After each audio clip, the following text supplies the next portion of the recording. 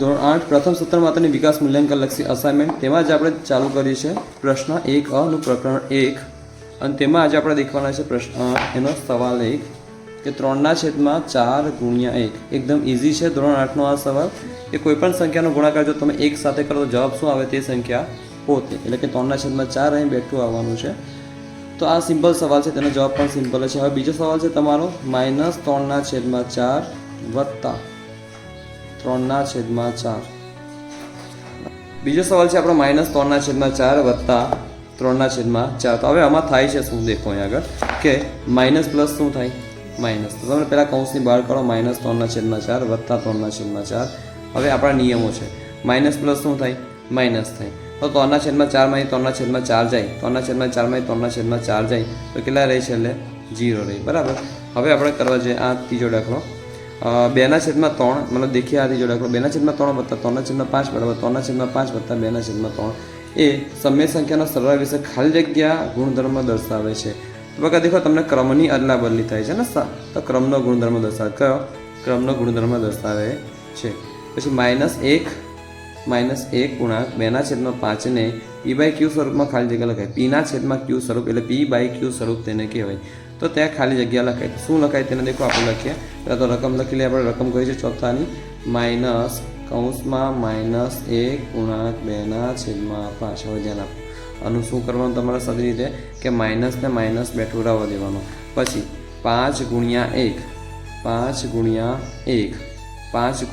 1 વત્તા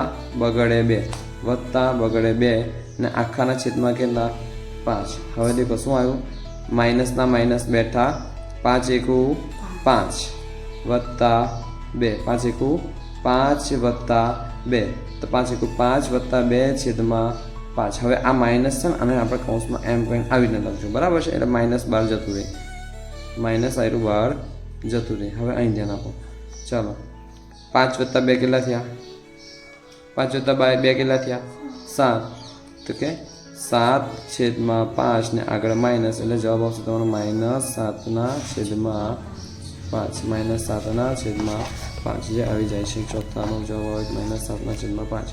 હવે આપણે દેખીશું પાંચમો દાખલો 3/4 ગુણ્યા -2/9 દેખીએ શું છે તમારો દાખલો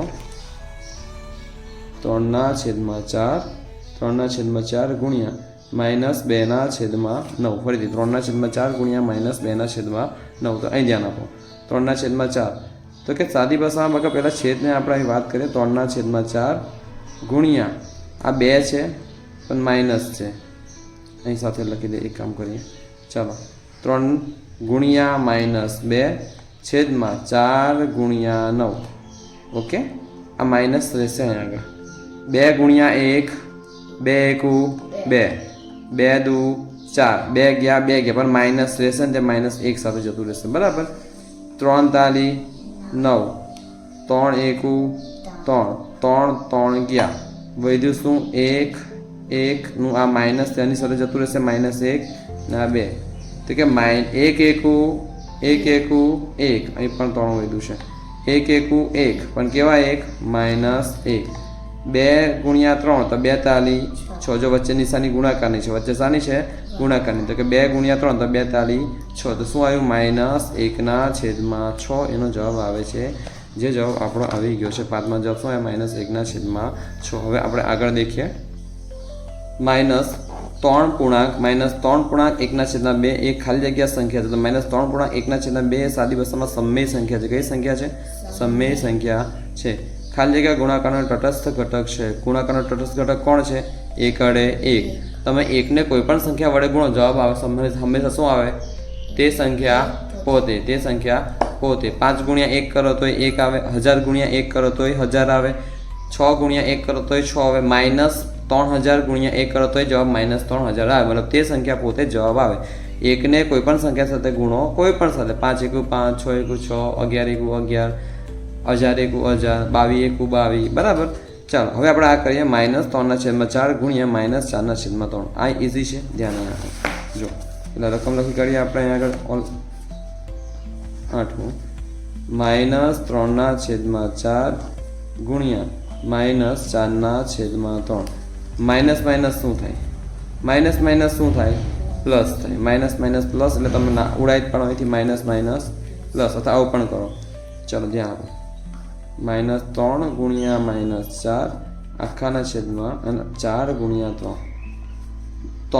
3 ચોકું 12 પણ કેવા માઇનસ માઇનસ પ્લસ 12. ચાલો 4 તાલી 12, 12 એકુ 12. જવાબ શું આવ્યો? 1 વડે 1. શું જવાબ આવ્યો? 1 વડે 1. શું જવાબ આવ્યો? 1 વડે 1 છે ને. 8માનો જવાબ આવે છે આપણો 1 વડે 1. 8માનો શું જવાબ આવ્યો? 1 વડે 1. ચાલો 0 વત્તા 5. હવે કોઈ પણ સંખ્યામાં 0 ઉમેરો, જવાબ શું આવે? તે સંખ્યા પોતે. જો ગુણાકારમાં કોઈ પણ સંખ્યાનો ગુણાકાર 1 સાથે કરો, જવાબ તે સંખ્યા પોતે આવે. ગુણાકારમાં સરવાળો કોઈ પણ સંખ્યા 0 સાથે કરો, જવાબ શું આવે? તે સંખ્યા પોતે. 0 વત્તા 5 જવાબ શું આવશે? 0 વત્તા 5 પર સોરી આ આપણને પૂછે છે કે 0 વત્તા 5 શું થશે? તો 5 વત્તા 0 પણ થાય ને બકા. ઓકે ચાલો આવી રીતે પણ લખી શકાય. ખાલી જગ્યા આ પ્રાકૃતિક સંખ્યા છે. આમાંથી પ્રાકૃતિક સંખ્યા કઈ છે? જો 0 તો આ તો પૂર્ણ સંખ્યા છે, -1 તો આ તો પૂર્ણાંક સંખ્યા છે, હે ને, ઋણમાં જાય છે, પૂર્ણાંક છે. પછી -100 આ પણ ઋણમાં જાય છે, હે ને. પ્રાકૃતિક સંખ્યામાં કઈ કઈ સંખ્યા આવે દેખો આપણે. પ્રાકૃતિક સંખ્યામાં કઈ કઈ સંખ્યાઓ આવે? પ્રાકૃતિક સંખ્યામાં શરૂઆત થાય 1 વડે 1. તમે શરૂઆતથી નાનપણમાં એકડો બોલો, 1 વડે 1, બગડે 2, તગડ 3, ચોગડે 4 ને અનંત લગીને ચાલ્યા કરે. અનંત લગીને ચાલ્યા કરે. આ કઈ સંખ્યા થઈ? પ્રાકૃતિક સંખ્યા થઈ, બરાબર. અને જ્યારે આપણે વાત કરીએ પૂર્ણ સંખ્યા, તો પૂર્ણ સંખ્યામાં આવશે 0. પૂર્ણ સંખ્યામાં શું આવશે? 0, 1, 2, 3, 4 અનંત લગીને ચાલ્યા કરશે. ઓકે હવે આપણે આગળ અત્યારે ભણવાના છે. ચાલો ખાલી જગ્યા એ પ્રાકૃતિક સંખ્યા છે. તો જો આ 0 તો પૂર્ણ સંખ્યા છે, -1 આ પૂર્ણાંક સંખ્યા છે. જો આપણે લખવાનું પૂર્ણાંક સંખ્યા અહીં રહી ગયું તો આપણે લખી કાઢીએ પૂર્ણાંક સંખ્યા. પણ પરીક્ષામાં અહીં નથી પૂછ્યું પૂર્ણાંક સંખ્યા, પૂર્ણ સંખ્યા પૂછી નથી, પણ તમને આવડવું જોઈએ. ચાલો તો આપણે ટપકા ટપકા જો અહીં -3, -2, -1, 0, 1, 2, 3 ટપકા ટપકા ટપકા ટપકા ટપકા ટપકા. આ બાજુ અનંત સુધી, આ બાજુ બી અનંત સુધી, એટલે -4, -5, -6 આ બાજુ આવ્યા કરે. 4, 5, 6, 7, 8, 9, 10 આ બાજુ બી આવ્યા કરે. તો આપણે વાત કરીએ તો જો 0 બકા પૂર્ણ સંખ્યા પણ છે અને પૂર્ણાંક સંખ્યા પણ છે, પણ 0 પ્રાકૃતિક સંખ્યા આવતી નથી, એટલે પહેલો ઓપ્શન તમારો કેન્સલ થાય છે. પછી -1 તે -1 એ પૂર્ણાંક સંખ્યા છે, એ પ્રાકૃતિક સંખ્યા નથી. જો અહીં -1 આવે છે, જ્યારે અહીં -1 આવતું નથી. જ્યારે 1 એ બકા હા 1 એ પ્રાકૃતિક સંખ્યા પણ છે, પૂર્ણ સંખ્યા પણ છે અને પૂર્ણાંક સંખ્યા પણ છે. ઓકે પણ આપણે પ્રાકૃતિક પૂછી તો કઈ છે? 1 વડે 1. હવે અહીં કરીએ આ 11મો દાખલો. 18 ગુણ્યા 11મો 18 ગુણ્યા -1/18.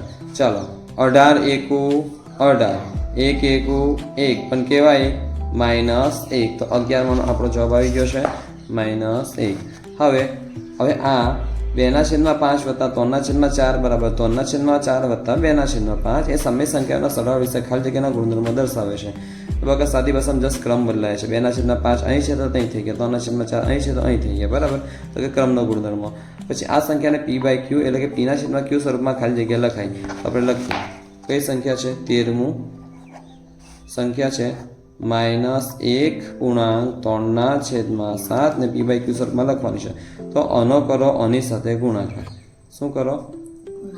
માઇનસ તો માઇનસ બેઠું કૌંસમાં 7 ગુણ્યા 1 હજુ પણ કૌંસ વત્તા આની સાથે 3 છેદમાં 7/7. હવે કૌંસનું -7 એકુ 7 વત્તા 3 છેદમાં 7. જો તો કે આવી રહ્યું અહીં ધ્યાન આપો. માઇનસ તો માઇનસ 12 બેઠું રાખવાનું છે. -12 બેઠું રાખો. 7 વત્તા 3 કેટલા થાય? 10 થાય. 10/7. તો હવે આ કૌંસને કાઢો તો -10/7 તમારો જવાબ આવવો જોઈએ. એટલે 13માનો જવાબ છે -10/7. હવે આપણે આગળ દેખીએ છીએ 14મો દાખલો. આ ખાલી જગ્યા સંખ્યા. તો બકા દેખતા જ ખબર પડે સમય સંખ્યા છે. ઓકે ચાલો હવે minus plus minus 2/11 2/11 minus plus minus. તો એટલે બંને માઇનસ પ્લસ માઇનસ એટલે કે બાદબાકી થાય તો 2/11 ની 2/11 ની બાદબાકી કરવાની થાય. જવાબ શું આવશે? 0. શું આવશે? 0. 5/9 ગુણ્યા 1. હવે કોઈ પણ સંખ્યાનો ગુણાકાર 1 સાથે કરતા જવાબ શું આવે? તે સંખ્યા પોતે. તો અહીં જવાબ શું આવશે? 5/9 જ આવશે. તો આપણો જવાબ આવી જાય છે. તો અહીંયા તમારું આ પહેલું પ્રકરણ પૂરું થાય છે. ઓકે.